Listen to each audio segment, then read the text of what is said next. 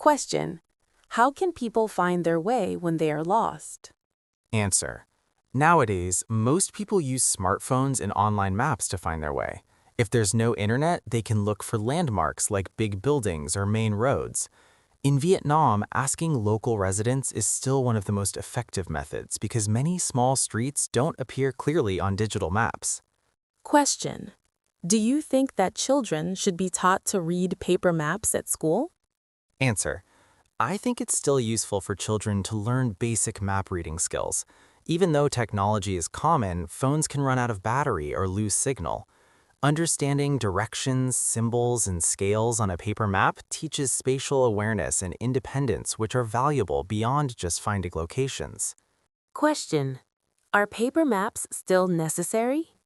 Answer: paper maps are not as necessary as before, but they're still helpful in certain situations, such as hiking in remote areas or planning long trips. They give a bigger overview than a small phone screen. For everyday city life, digital maps are more convenient, but paper maps shouldn't disappear completely.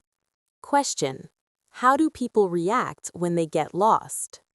Answer: reactions vary. Some people panic or get frustrated, especially if they're in a hurry.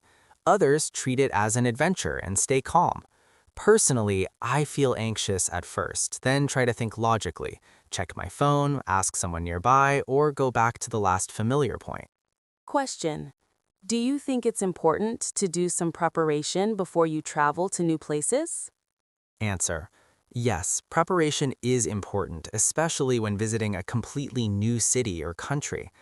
Checking maps, public transport routes, and emergency contacts can save a lot of time and stress. At the same time, I think it's good to leave some room for spontaneity so the trip doesn't feel too rigid or controlled.